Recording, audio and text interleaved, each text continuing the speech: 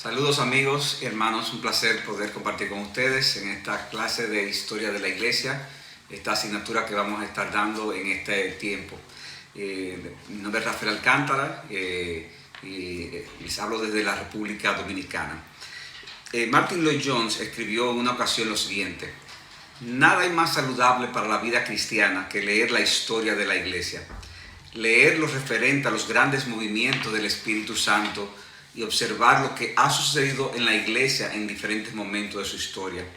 Y es con esta declaración inicial que quiero comenzar esta serie con la ayuda del Señor, historia de la iglesia cristiana. Y como ya dije al principio, va a ser historia 1, ya que vamos a ver en otro trimestre la otra parte de la historia. En la exposición de este tema nosotros vamos a estar apoyándonos de diferentes materiales, pero en el caso de ustedes se le ha asignado el libro de Justo L. González, Historia del Cristianismo, de modo que ese va a ser el material principal que van a poder utilizar. Y yo quiero que veamos básicamente en esta primera clase una introducción general al tema de la historia de la iglesia y veremos hasta dónde podemos llegar. Quiero que veamos una definición de términos. Una definición de términos dentro de la introducción general. ¿Qué es la historia?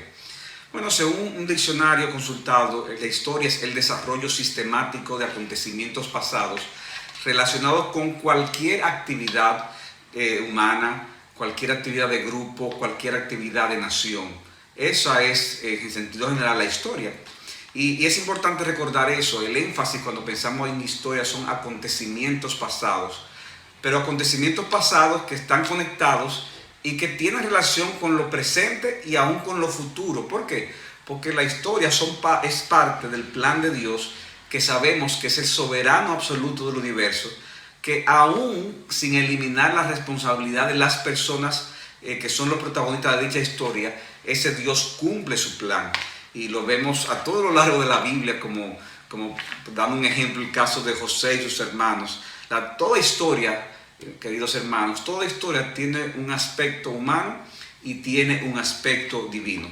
De modo que es la historia, es un recuento de cosas del pasado, de una manera sistemática, de una manera ordenada, ya sea de un grupo étnico, nación, país, de cualquier orden. Por otro lado, yo quiero que nos preguntemos qué es la iglesia. ¿Qué es la iglesia? Y aunque sabemos que esto es una definición que puede generar debates, ya que estamos entrando un poco en el campo de la teología, sin embargo, para limitarlo a lo que es historia de la iglesia, yo voy a ofrecer la siguiente definición. La iglesia es aquel grupo de personas pertenecientes al nuevo pacto que confiesan ser discípulos de Jesucristo, es decir, que pertenecen a ese aspecto universal de la iglesia, el cual está diseminado por lo general a través de muchos subgrupos en diferentes lugares, en diferentes localidades geográficas específicas y en tiempos específicos, que es lo que se conoce normalmente como iglesias locales. De modo que, repito, ¿qué es la iglesia? Es aquel grupo de personas pertenecientes al nuevo pacto que confiesan ser discípulos de Cristo y que están diseminados por lo general a través de muchos subgrupos, que son las iglesias locales que están en diferentes localidades geográficas específicas y en tiempos específicos. De modo que hemos visto dentro de esta introducción general qué es historia, hemos visto qué es iglesia. Yo quiero que veamos ahora qué es la historia de la iglesia. Y podemos definir la historia de la iglesia como el recuento sistemático de las obras realizadas por el Señor Jesucristo, conjuntamente con el Padre y el Espíritu Santo, en cumplimiento de su promesa y de su propósito de que Él iba a edificar a su iglesia. Repito esa definición.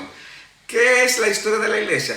Es un recuento sistemático de las obras realizadas por nuestro Señor en cumplimiento de su propósito y de su promesa de que Él iba a edificar a su iglesia. Es decir, que la iglesia es comparada en la Biblia con un edificio, una obra que se está edificando. Y Cristo prometió que no se iba a parar de edificar hasta que llegara y cumpliera su propósito completo. Y cuando hablamos de historia de la iglesia, estamos hablando de la construcción de ese edificio. Y esto incluye obviamente las obras de los hombres quienes de alguna manera han tenido contacto con su iglesia, incluso con enemigos de la iglesia, con Satanás y sus huestes y con aquellos que han querido destruir la iglesia. Ustedes conocen el texto de Mateo capítulo 16, versículo 18, donde Cristo dice: yo edificaré mi iglesia.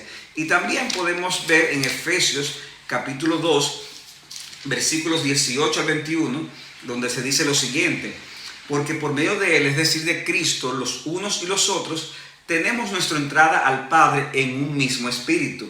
Así pues, ya no sois extranjeros ni extraños, sino que sois conciudadanos de los santos y sois de la familia de Dios, edificados sobre el fundamento de los apóstoles y profetas, siendo Cristo mismo la piedra angular, en quien todo el edificio, aquí está de nuevo la idea de la construcción, va creciendo, bien ajustado, va creciendo para ser un templo santo en el Señor, en quien también vosotros sois juntamente edificados para morada de Dios en el Espíritu. De modo que la iglesia es el edificio de Dios. Dios está haciendo su obra, se está construyendo.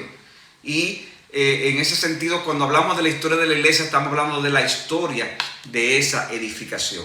De modo que hemos visto que es historia, hemos visto que es iglesia, hemos visto que es historia de la iglesia, dentro del primer aspecto, que es algunas definiciones de términos. Ahora bien, ¿cuál es nuestro objetivo general con estas clases? Bueno, nuestro objetivo será dar una panorámica general de la historia de la iglesia cristiana, con el fin de que podamos conocer cuáles son nuestras raíces con el cristianismo histórico, que podamos ver el actuar de la providencia de Dios en el avance de su reino, y que todo eso, mis hermanos, nos pueda ser de estímulo, de consolación, de advertencia y de amonestación. De modo que, a la luz de la realidad de que el desarrollo histórico de la iglesia ocurre en medio de este conflicto, hay dos extremos que yo quiero que meditemos, que nosotros debemos de evitar cuando pensamos en el tema de la historia de la iglesia. Nosotros debemos de evitar, en primer lugar, un excesivo optimismo al analizar la historia. Nosotros podemos idealizar y decir: wow, ¿cómo debió haber sido la época de fulano, este movimiento, este avivamiento? Y podemos verlo de una manera muy optimista. Pero la realidad, mis hermanos, es que aún en las mejores épocas de la historia de la iglesia, encontraremos los ataques de los enemigos de la iglesia, pero no solamente los ataques de los enemigos de la iglesia, sino que también veremos las manifestaciones del pecado de los protagonistas. Aún de nuestros mismos héroes de la fe vamos a ver las manifestaciones de sus pecados. Y eso no es algo que debe extrañarnos, porque así es la historia de los héroes de la fe en la palabra de Dios. O sea que debemos tener cuidado con tener un excesivo optimismo, pero a la vez la promesa de que Cristo ha dicho que edificaría la iglesia también nos debe de cuidar, en el otro extremo, de un excesivo pesimismo a la hora de estudiar la historia de la iglesia. Cuidado con un excesivo pesimismo, porque aún en los periodos más oscuros de dicha historia, mis hermanos, Dios estaba edificando su iglesia. De la misma manera que Dios está trabajando con nuestras vidas y trabaja aún en los momentos en que nos sentimos en mayor oscuridad. Entonces, ¿cuál es el balance? Ver la historia de la iglesia con un realismo optimista. Un realismo optimista. Debemos ser realistas porque somos pecadores. Los protagonistas tienen la realidad del pecado remanente, y hay personas que no son creyentes que se introducen muchas veces también. Debemos de tener cuidado con eso, pero también debemos ser optimistas, porque en el aspecto divino Dios está edificando su iglesia y va a completar su obra para que cuando Cristo vuelva encuentre a esa novia hermosa y pura, como se menciona de una manera espiritual en la palabra de Dios. Hay una realidad, y es que tanto el bien como el mal crecerán en este mundo hasta que Cristo vuelva. Y hay momentos y lugares donde uno ve muy claramente en la historia de la iglesia el avance del bien. ¡Wow! y nos emocionamos por esto. Pero también vemos momentos y lugares donde vemos el avance del mal. Pero este realismo es optimista, como decía, porque es Cristo que está edificando su iglesia y al final nosotros triunfaremos con Él. Por eso Justo L. González, el historiador que ustedes tienen asignado, escribió lo siguiente. Dice él: a veces en el curso de la historia habrá momentos en los que nos será difícil ver la acción del Espíritu Santo. Habrá quienes utilizarán la fe de la iglesia para enriquecerse o para engrandecer su poderío. Otros habrán que olvidarán del mandamiento de amor y perseguirán a sus enemigos con una hazaña indigna del nombre de Cristo. En algunos periodos nos parecerá que toda la iglesia ha abandonado por completo la fe bíblica. ¿Dónde están los creyentes ahí? Y tendremos que preguntarnos hasta qué punto tal iglesia puede verdaderamente llamarse cristiana. Pero sigue diciendo Justo L. González, en tales momentos quizás nos convenga recordar dos puntos importantes. El primero de esto es que la historia que estamos narrando es la historia de los hechos del Espíritu Santo. Sí, pero es la historia de esos hechos entre pecadores como nosotros. Esto puede verse en el Nuevo Testamento, donde Pedro, Pablo y los demás apóstoles se nos presentan a la vez como personas de fe, pero también se presentan como miserables pecadores.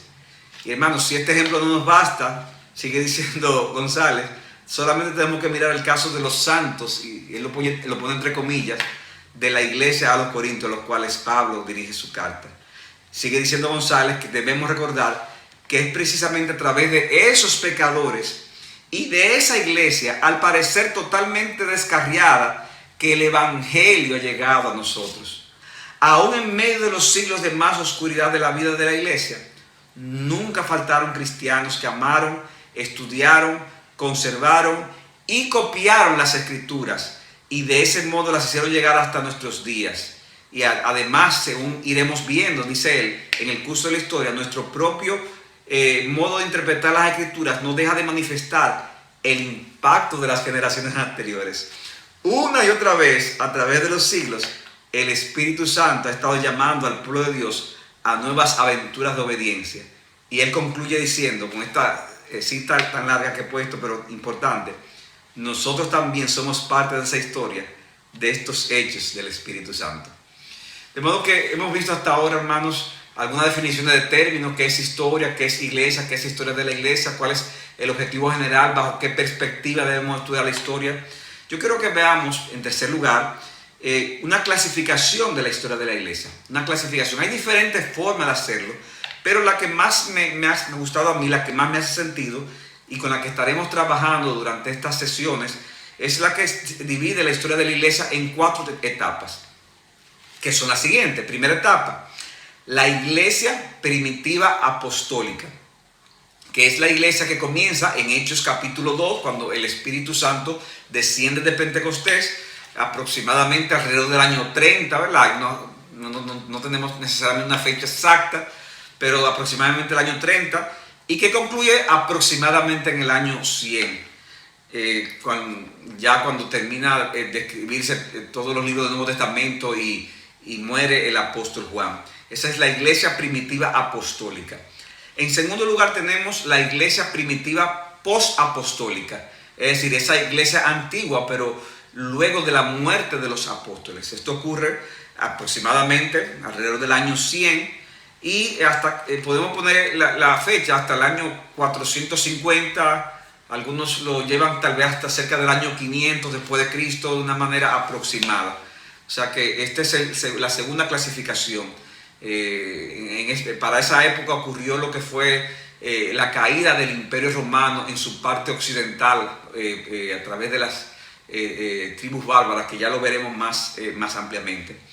La tercera clasificación es la iglesia medieval, que va en conjunto con lo que fue la Edad Media, que comienza entre el año 450, 500 después de Cristo, hasta el año de 1517. Y finalmente tenemos la iglesia moderna, que podríamos ponerla desde el año de 1517 hasta nuestros días. ¿Por qué es tan específica esa fecha, 1517? Porque es el año donde comienza la Reforma Protestante. De modo que, repitiendo, vamos a clasificar la historia de la iglesia en 4 partes. Iglesia primitiva apostólica, del año 30 al año 100 aproximado. Iglesia primitiva posapostólica, año 100, año 450 aproximadamente. Iglesia medieval, 450, 500 al 1517. Y la iglesia moderna desde el año 1517 hacia nuestro día. Debemos recordar que estas fechas no son precisas, son generales y aún la misma clasificación, hay cosas que de alguna forma u otra se cruzan entre un evento y otro. Yo quiero pasar, sin embargo, en esta parte a un punto ya más práctico de esta primera lección. La voy a responder en forma de... O sea, voy a hacer la pregunta para que veamos algunas respuestas. ¿Por qué es importante estudiar la historia de la iglesia? ¿Por qué es importante? Este es un tema que al que le gusta la historia puede que le apasione, pero para otros cristianos pueden que digan, que es tan importante tratar de grabarme que si nombre, que si fecha, que si tal persona en tal fecha hizo esto, aquello, lo otro. Yo quiero convencerlos, hermanos, a todos ustedes, edificarlos, animarles al hecho de que la historia de la iglesia es importante estudiarla. Y vamos a ver algunas razones al respecto.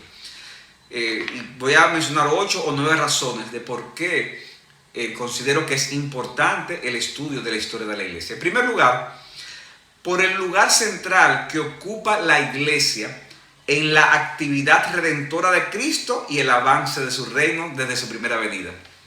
¿Por qué es importante estudiar la historia de la iglesia? Por el lugar central que la iglesia ocupa en la actividad redentora de Cristo y en el avance de su reino desde su primera venida. Nosotros habíamos mencionado el texto de Mateo 16, 18, donde Cristo le dice a Pedro, yo también te digo, tú eres Pedro y sobre esta roca edificaré mi iglesia y las puertas del Hades no prevalecerán contra ella. Y ya leímos el texto de Efesios capítulo 2, versículos 19 al 22, donde dice que la iglesia es como un edificio que tiene como fundamento los apóstoles y profetas, pero se habla de un edificio, una obra que se está siendo edificada. De modo, hermanos, que lo que ocurre en la iglesia es crítico en la actividad redentora de Cristo y en el avance de su reino. Entonces es importantísimo estudiar cómo es que Cristo ha ido edificando esa iglesia en estos 2000 años de historia. Pero también podemos decir, en segundo lugar, que la historia de la iglesia es importante estudiarla porque nos permite deleitarnos en las obras del Dios de la historia. La historia de la iglesia es importante estudiarla porque nos permite deleitarnos en las obras del Dios de la historia. Hay un texto, Salmo capítulo 111, versículos 1 y 2, donde el salmista dice lo siguiente. Estoy leyendo de la Biblia de las Américas. Aleluya, daré gracias al Señor con todo mi corazón, en la compañía de los rectos y en la congregación. Y ahora dice el salmista en el verso 2, grandes son las obras del Señor, buscadas por todos los que se deleitan en ella. Las obras del Señor son grandes. ¿Y quiénes las van a buscar? Los que se deleitan en ellas. Y por eso decimos que la historia de la iglesia nos permite deleitarnos en las obras de ese Dios de la historia. Como alguien escribió en una ocasión, cuando estudiamos historia, estamos estudiando las obras de Dios. El mundo, incluyendo la iglesia, es la arena en la que Dios está constantemente trabajando. Cuando vemos el obrar de Dios a través de las edades, venimos a conocerle mejor por medio de sus tratos con los hombres y con aquellos con los que Él ha hecho pacto. Nosotros vamos a esa historia, vemos cómo Dios ha ido trabajando con esos hombres de Dios del pasado, con esos creyentes, hombres y mujeres. Y eso nos permite conocer mejor la forma en que Dios ha tratado con ellos, la obra que Dios ha hecho en ellos. Y nos permite, hermanos, que deleitarnos entonces en ese Dios de la historia. O sea que no solamente por lo central que es la actividad redentora de Cristo, sino porque nos permite deleitarnos en las obras del Dios de la historia. Pero también, en tercer lugar, estudiar la historia de la iglesia es importante porque nos ayuda a tener un mejor entendimiento y una mejor valoración de las escrituras y de sus doctrinas. Repito, porque nos ayuda a tener un mejor entendimiento y valoración de las Escrituras y de sus doctrinas. Hermanos, muchas de las cosas que nosotros creemos como iglesia fue fruto del desarrollo del estudio doctrinal y del enfrentamiento que tuvieron que hacer muchos maestros cuando aparecieron herejías a través de la historia. Y por eso hay una sección dentro de la historia que se conoce como teología histórica. También se puede ver también como una sección de la teología. Y es interesante, hermano, cuando uno lee cómo estas doctrinas pudieron desarrollarse en el tiempo. O sea, se levantaban herejías que negaban aspectos de la deidad de Cristo, de la humanidad de Cristo, de la obra de Cristo, del Espíritu Santo y de la salvación y muchos otros aspectos. ¿Y qué sucedió? ¿Qué sucedía entonces? Que muchos hombres de Dios, para poder enfrentar esas falsas enseñanzas, ellos tuvieron que, por decirlo así, hacer definiciones más precisas de esos puntos doctrinales que jugaron, hermanos, jugaron papeles especiales, sobre todo en ciertos periodos de la historia eclesiástica. Y cuando nosotros estudiamos esos papeles que jugaron en ese tiempo, entonces, hermanos, eso hace que nuestro entendimiento y nuestra valoración de esa doctrina aumente. Y eso nos ayudará, inclusive, a poder hacer una mejor teología sistemática. O sea, cuando uno estudia doctrinas como la Trinidad o doctrinas como la unión de la personalidad de una persona de Cristo en la naturaleza humana y divina, el trasfondo histórico definitivamente nos ayuda a poder hacer una correcta teología sistemática. Pero también yo quiero mencionar un cuarto punto de por qué es importante estudiar historia de la iglesia. Y es que la historia de la iglesia nos dará un sentido de identidad como iglesia. La historia de la iglesia nos dará un sentido de identidad como iglesia. Ustedes que están escuchando esta clase vienen de diferentes congregaciones. Pero independientemente de la congregación en la que tú pertenezcas, la denominación que tenga, hay una pregunta que todos debemos de hacernos, y es ¿de dónde venimos? ¿Quiénes somos? Hay gente que piensa que nosotros los evangélicos o los protestantes somos simplemente una secta que se separó de la Iglesia Católica Romana en el siglo XVII. El conocer la historia de la iglesia nos ayudará a poder dar una respuesta más precisa a personas que puedan cuestionarnos con respecto a ese aspecto. Conocer la historia de la iglesia, saber que, aunque es verdad que se dieron hechos históricos en la Reforma que produjo una separación del catolicismo, pero ¿qué pasó por lo cual tuvo que darse esa separación? También, en ese sentido de identidad, nos permitirá conocer cuál es nuestro trasfondo histórico, el trasfondo histórico de muchas cosas que nosotros hacemos y cosas que nosotros no hacemos, a diferencia de otros grupos cristianos. Porque entonces aquí viene el punto, o sea, venimos de la Reforma, pero aún dentro de la Reforma hay diversidad en algunos puntos. Y sin embargo estamos conectados con todos ellos. ¿Por qué estamos conectados con hombres como Martín Lutero o como John Wesley, cuando no necesariamente nosotros creemos todo lo que ellos creían? Cuando había cosas que ellos hacían que nosotros no hacemos, y habían cosas que ellos no hacían que nosotros sí hacemos. La historia de la iglesia nos permitirá tratar con estas interrogantes de una manera eficaz. De modo que estamos viendo hasta ahora por qué es importante estudiar la historia de la iglesia. Y hemos dicho por el papel que juega en el plan redentor de la obra de Dios, de Cristo. En segundo lugar, porque nos permite deleitarnos en el Dios de la historia. En tercer lugar, porque nos ayuda a tener un mejor entendimiento y valoración de las doctrinas de la Escritura. En cuarto lugar, porque nos da un sentido de identidad como iglesia. Pero también, en quinto lugar, porque nos ayuda a entender por qué estamos donde estamos. O sea, ¿por qué yo estoy donde estoy? ¿Por qué estoy como iglesia en tal lugar específico, en este punto geográfico? ¿Cómo llegué ahí? ¿Cómo llegó todo esto aquí? ¿Por qué se dan ciertas circunstancias aquí en este país y no en otro país? ¿Por qué la diferencia entre lo que se dio en Suiza o en Inglaterra, a diferencia de lo que sucedió en España o en Portugal o en Italia? ¿Qué impacto tuvo eso en lo que fueron las colonias españolas del Nuevo Mundo? ¿Qué diferencia hay entre las colonias españolas del Nuevo Mundo con las colonias de Norteamérica? ¿Qué impacto tuvo todo eso en la cultura? Al punto que podemos ver diferencias culturales dentro de ese cristianismo, viéndolo desde el punto de vista más amplio, lo que es la cultura anglosajona, con la cultura de los países más de influencia católica. Todas esas cosas, mis hermanos, el estudio de la historia de la iglesia será de gran ayuda para poder entender mejor esto.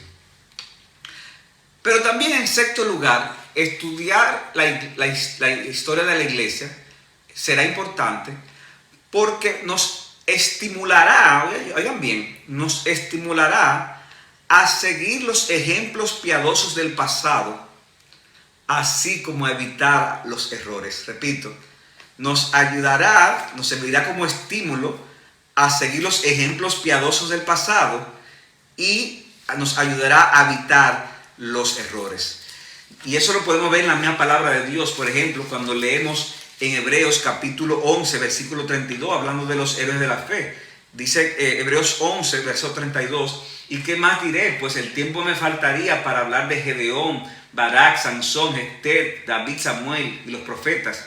Y dice el autor a los Hebreos, quienes por la fe conquistaron reinos, hicieron justicia, obtuvieron promesas, cerraron bocas de leones, apagaron la violencia del fuego, escaparon del filo de espada, siendo débiles fueron hechos fuertes, se hicieron poderosos en la guerra, pusieron en fuga ejércitos extranjeros. Aquí estamos hablando de grandes cosas que hicieron estos héroes de la fe a pesar de sus debilidades. Versículo 36 dice, otros experimentaron vituperios y azotes, hasta cadenas y prisiones, fueron apedreados, aserrados, tentados, muertos a espada. Anduvieron de aquí para allá cubiertos con pieles de oveja y de cabra, destituidos, afligidos, maltratados. Versículo 39. Y todos estos, habiendo obtenido aprobación por su fe, no recibieron la promesa porque Dios había provisto algo mejor para nosotros, a fin de que ellos no fueran hechos perfectos sin nosotros. Aquí estamos hablando de mirar a esos hombres de Dios de la palabra y aprender aún de esas grandes cosas que pudieron hacer aún en medio de sus debilidades.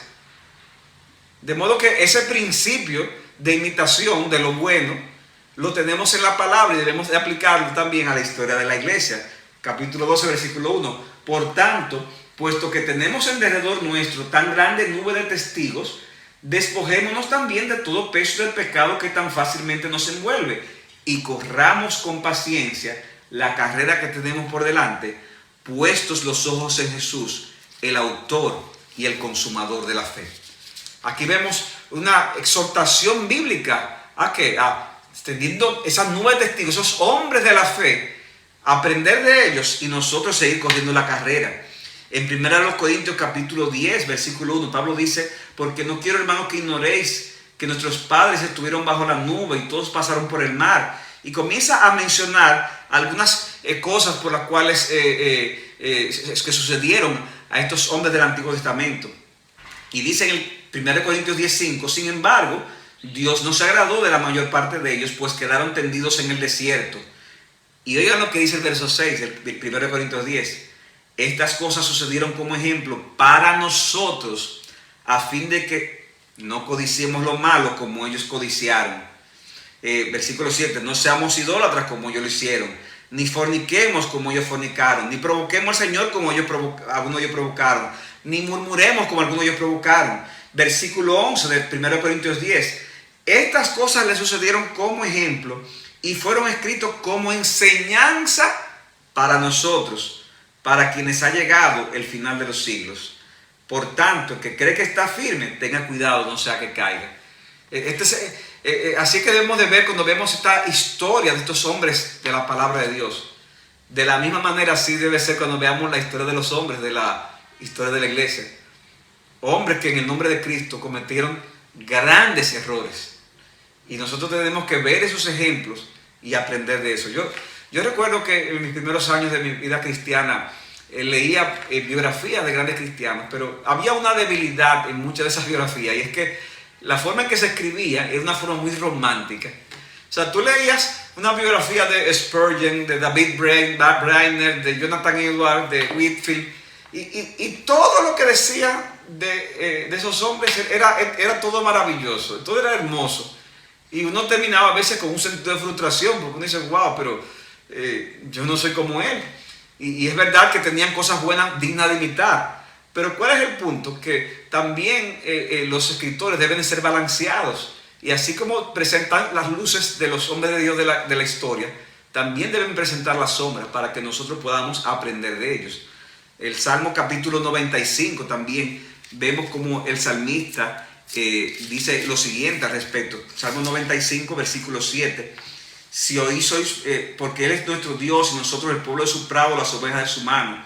Si oís hoy su voz, no endurezcáis vuestro corazón como en Meriba, como en el desierto como el día de Masá en el desierto, cuando vuestros padres me tentaron, me probaron, aunque habían visto mi obra. O sea, miren eso que sucedió y no imiten esas cosas.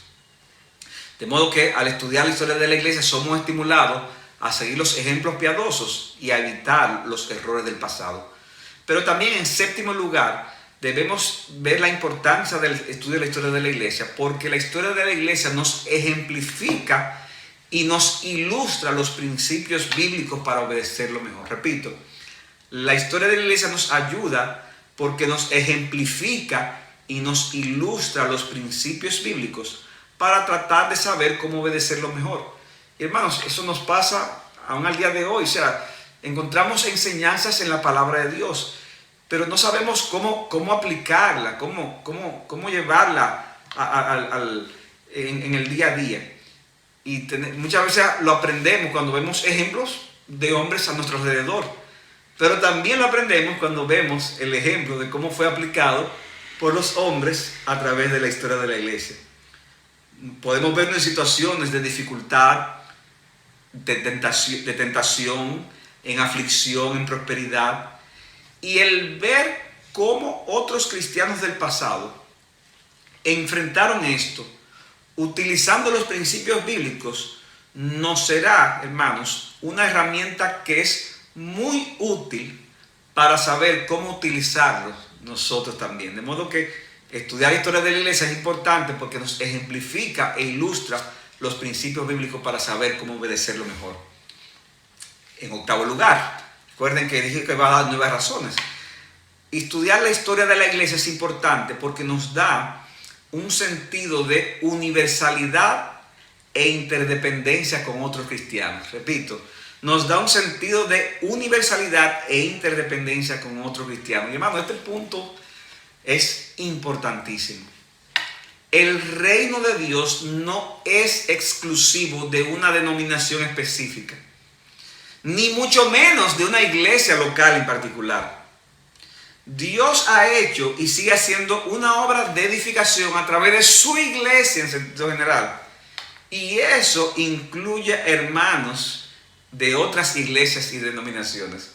Yo recuerdo, hermanos, que yo tendía a ser un poco sectario en cuanto a que tenía una serie de doctrinas y yo las creía y en mis pecados tendía a ver con menosprecio a los que miraban, pudieran pensar distinto a mí. Sin embargo, algo que me ayudó bastante y me curó de eso y me llevó a rectificar con respecto a eso fue el tema de la historia de la iglesia. Porque yo decía, bueno, pero si solamente voy a tener en alta estima a los que a lo largo de la iglesia, de la historia de la iglesia pensaron igual a como yo pienso, entonces estoy en problemas porque soy solamente un punto en la historia. Y como decía, hermano, hay muchas cosas que vemos de Lutero, de Calvino, de Whitefield, de Wesley, de Spurgeon, si nos vamos más para atrás, de Agustín de Hipona, etcétera, etcétera. Y hermanos, hay muchas diferencias. Sin embargo, Dios ha prometido que va a edificar su iglesia. Y yo tengo que entender que hay un sentido de universalidad, hay un sentido de interdependencia. Ellos son mis hermanos, yo soy hermano de ellos, fuimos comprados con la sangre de Cristo, aunque tengamos diferencias. Y algunas de esas cosas yo mismo me daré cuenta en el cielo de que era yo que estaba equivocado.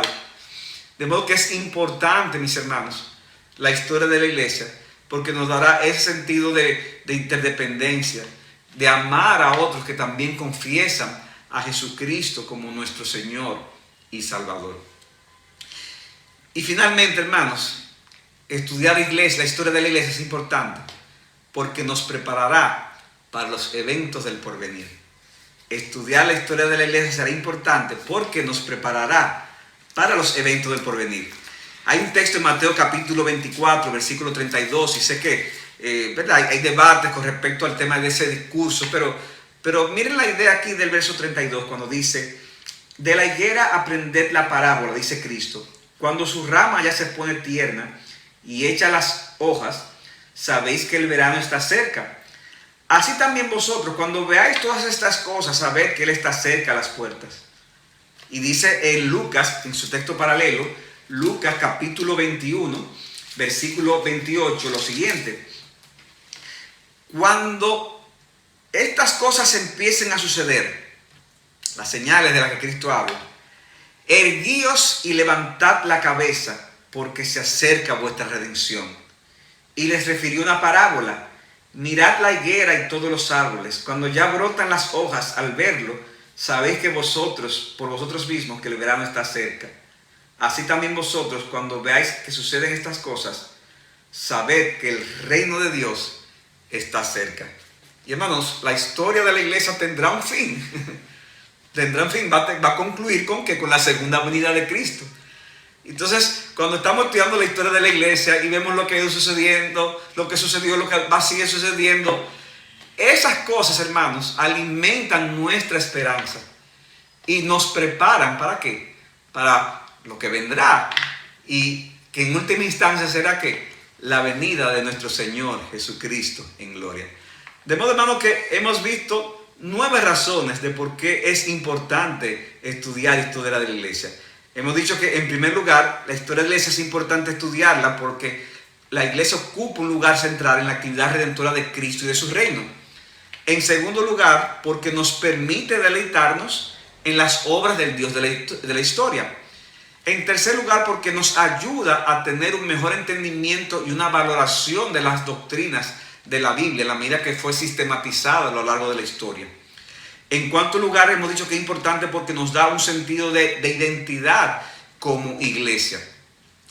En quinto lugar, también hemos dicho que nos ayuda a entender por qué estamos donde estamos. En sexto lugar, porque somos estimulados a seguir los ejemplos piadosos del pasado, así como a evitar sus errores. En séptimo lugar, porque nos ejemplifica e ilustra los principios bíblicos para saber obedecerlo mejor.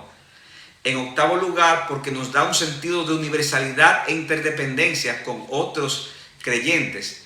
Y en noveno lugar, porque nos prepara para los eventos del porvenir.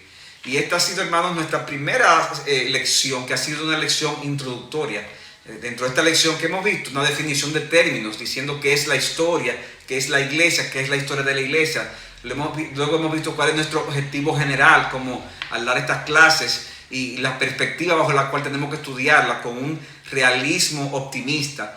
Hemos dicho que vamos a usar la clasificación, una clasificación cuádruple a lo largo de esta clase. Vamos a ver la iglesia primitiva apostólica, aproximadamente año 30 a 100. Iglesia primitiva posapostólica, año aproximadamente 100 a 450. Iglesia medieval, 450 hasta el año 1517, que es el año de la Reforma. Y a partir de ahí entonces veremos lo que es la iglesia moderna. Y finalmente hemos dado 9 razones de por qué es importante estudiar la historia de la iglesia. De modo, hermanos, que yo espero que en esta primera lección, que ha sido introductoria, yo espero estimularles con respecto a este tema. Sabemos de la desventaja que a veces es dar clases por este mecanismo, que es un mecanismo que es impersonal, pero hermanos, vamos a aprovechar a la vez la bendición de poder tener este recurso, la bendición de poder utilizar estas herramientas, y animémonos todos, hermanos, con este fascinante tema de la historia de la iglesia. Yo mismo no me canso de estudiar historia de la iglesia, a pesar de que tengo 30 y pico de años ya estudiándola, y ahora mismo encuentro leyendo un nuevo libro de historia de la iglesia, porque mi deseo es cada vez aprender más y más. Y eso es que yo quiero con todos ustedes, que puedan también aprender junto conmigo. Recuerden, es importante que obtengan y comiencen a leer el libro de Justo L. González, Historia del Cristianismo, que ahora tiene la bendición de que viene en un solo tomo. Cuando yo comencé a comprarlo fue cuando él lo estaba escribiendo y vino en 10 tomos. Recuerdo cuando venía cada tomo y iba y lo compraba. La era de los mártires, la era de los gigantes, la era de las tinieblas, etcétera, etcétera. Luego vino en 2 tomos. Ahora está la ventaja de que está en un solo tomo esta obra, que es maravillosa en la manera en que Justo L. González narra el tema de la historia de la iglesia. De modo, hermanos, que espero que este tiempo sea de bendición.